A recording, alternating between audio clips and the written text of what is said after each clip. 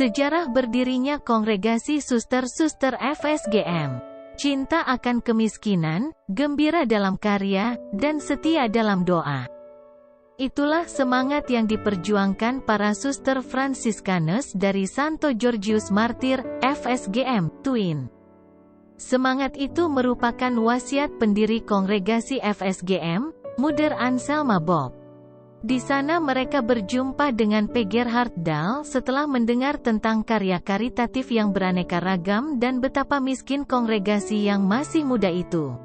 Tak lama kemudian pemimpin jenderal mengutus Suster Anselma ke tempat yang kurang mereka kenal itu karena ia yakin akan keteguhan dan bakat-bakat yang dimiliki Suster Anselma.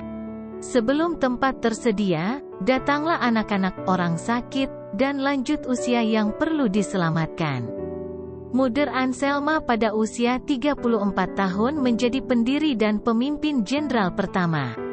Selama 9 tahun Moeder Anselma menyerahkan segala tenaga dan kemampuannya, mengabdi dan melayani sesama. Tanggal 17 Juli tahun 1887 Moeder Anselma meninggal dunia dalam usia 52 tahun. Biji gandum itu telah jatuh di tanah dan mati. Namun, menghasilkan banyak buah.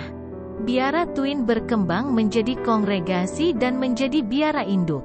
Sungguh, Tuhan telah meletakkan tangan di atasnya dan membimbing ke jalan yang tidak dipilihnya sendiri. Pengabdian yang sama dijalani 9 tahun berikutnya dengan memeras tenaga yang tersisa karena menderita penyakit TBC. Seandainya ketika itu saya tidak yakin akan kehendak Tuhan, tentu saya tidak berbuat demikian, tuturnya.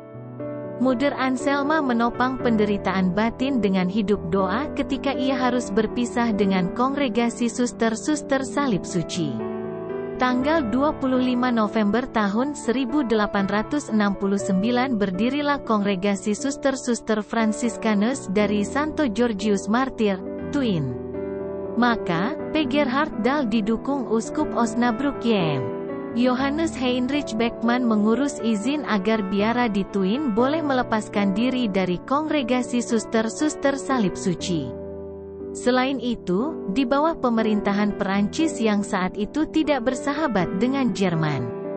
Seandainya ada pemudi yang melamar masuk biara di Tuin, akan dikirim ke Strasbourg dan tidak dapat diharapkan kembali ke Tuin sesudah profesi. Setelah 12 tahun biara itu berdiri, kemungkinan kecil mendapat penambahan suster dari Strasbourg karena letak Tuin sangat jauh. Segera P. Gerhard Dahl dan masyarakat sekitar mendirikan rumah perlindungan anak-anak dengan sekolah dasarnya juga ruang merawat orang sakit yang kemudian menjadi rumah sakit kecil. Di Tuin banyak orang membutuhkan pertolongan karena wabah penyakit dan kemiskinan yang melanda desa itu. Selain itu, mereka tinggal di gubuk yang kurang pantas untuk dihuni. Rumah itu belum disiapkan ketika mereka datang. Awalnya, Suster Anselma dan Suster Mariana merasa berat. Mereka tinggal jauh dari biara induk, berada di masyarakat yang berbeda bahasa, kebiasaan, dan suasananya. P. Gerhard Dahl mengajukan permohonan kepada suster-suster salib suci agar mengutus 2 suster ke Tuin. P. Gerhard Dahl berpikir suster-suster seperti itu dapat menolong masyarakat desa Tuin yang miskin dan menderita karena wabah penyakit. Pasalnya, 2 suster dari Strasbourg berkeliling mencari donatur di daerah Emsland, Jerman Utara.